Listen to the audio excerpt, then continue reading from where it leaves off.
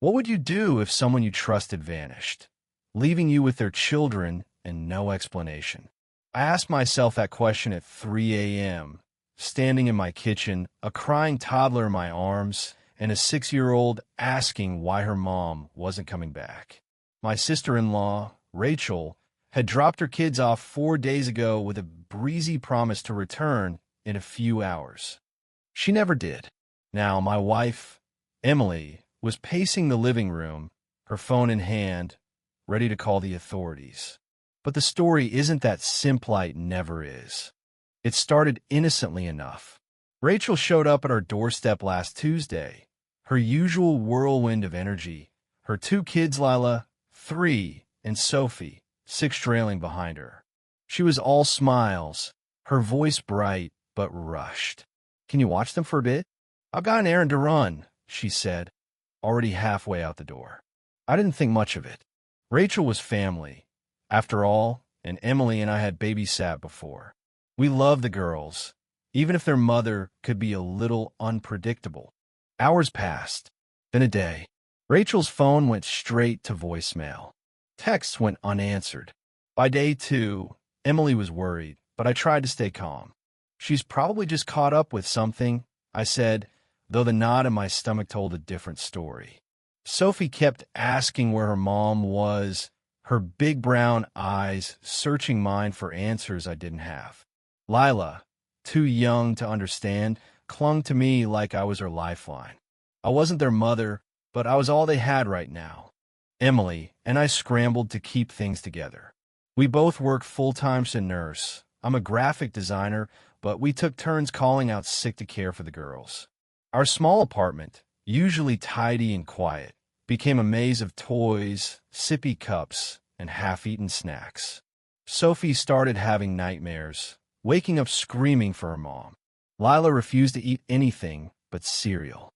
I was exhausted, but more than that, I was angry. How could Rachel do this? Not just to us, but to her own kids. On day 3, Emily's worry turned to fury.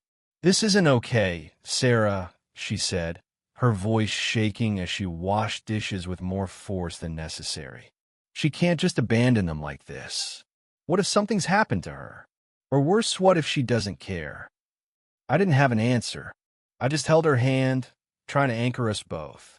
But the truth was, I was starting to wonder the same thing. Rachel had always been a free spirit, flitting from one job to another, one boyfriend to the next. She loved her kids, I was sure of it, but she wasn't always reliable. Then came the twist, the kind that makes you question everything. On the 4th morning, as I was making pancakes for the girls, there was a knock at the door. I opened it to find a woman I'd never seen before, maybe in her late 40s, with tired eyes and a hesitant smile. She introduced herself as Karen, a friend of Rachel's. "I'm so sorry," she said, her voice low. "Rachel asked me to check on the kids. She's not in a good place right now." Karen's story hit me like a punch. Rachel hadn't just run off on a whim. She'd been struggling with depression for months, hiding it from everyone, including us. She'd lost her job, her apartment, and, according to Karen, her sense of herself. The errand, she mentioned, it was a desperate attempt to check herself into a mental health facility. But she'd panicked, overwhelmed by shame and fear, and instead of following through, she'd disappeared. Karen didn't know where she was now, only that Rachel had asked her to make sure the girls were okay. I stood there, stunned, as Sophie peeked around the corner, clutching her stuffed bunny. "Is that Mommy?" she asked, her voice so small it broke my heart. I knelt down, pulling her into a hug. "No, sweetheart, but we're going to figure this out, okay?" I promised, even though I wasn't sure I believed it myself. Karen's revelation changed everything. Emily, who had been ready to report Rachel for neglect, sat down heavily on the couch, her anger dissolving into something softer, more complicated. "She's still their mother," Emily said quietly. "But she left them, Sarah. She left them with us and didn't even tell us why." I could see the conflict in her eyes, love for her sister warring with the need to protect the girls. I felt it too. Rachel was family, but so were Sophie and Lila, and they needed us now more than ever. We decided to give Rachel one more day before involving the authorities. Not for her sake, but for the girls. If we reported her, it could mean foster care, and the thought of Sophie and Lila being taken away from us, from the only stability they had left, felt unbearable. That night, I lay awake, Emily's head on my shoulder, the weight of it all pressing down on me. I thought about my own childhood, about the times I'd felt abandoned, and how I'd sworn I'd never let anyone I loved feel that way. But here we were, caught in a mess we didn't make, trying to do right by two kids who deserved better. The next morning, Rachel finally called. Her voice was shaky, barely audible. "I'm so sorry," she kept saying, over and over like a mantra. She was at a motel an hour away, safe but unraveling. She admitted she'd been too ashamed to tell us the truth, too scared to face her own failures. "I didn't want to burden you," she said, and I bit back the urge to tell her it was too late for that. Instead, I listened. I let her talk, let her cry, let her pour out the pain she'd been carrying alone. When Emily got on the phone, she was gentle but firm. "You need help, Rachel. Not just for you, but for them." We arranged for her to come back that afternoon.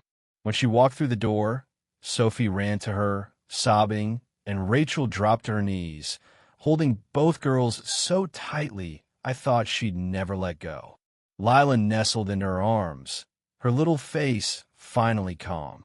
It was a moment of relief, but not resolution.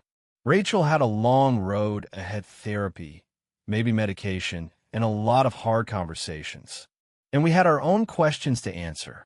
How do you forgive someone who broke your trust? How do you balance love with accountability? In the days that followed, Emily and I helped Rachel find a counselor and a temporary place to stay with the girls. We didn't report her, though the thought lingered. Instead, we chose to be there for her, for Sophie, for Lila. It wasn't easy. There were moments when I wanted to scream, when the weight of it all felt like too much.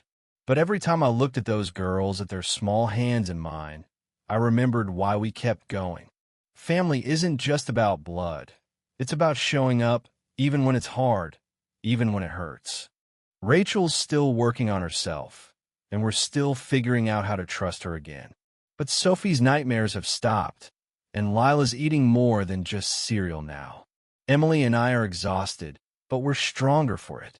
Sometimes I think back to that first night, to the question that kept me up: what would you do? I don't have all the answers, but I know this. When someone leaves you with their kids, their trust, their mess, you don't walk away.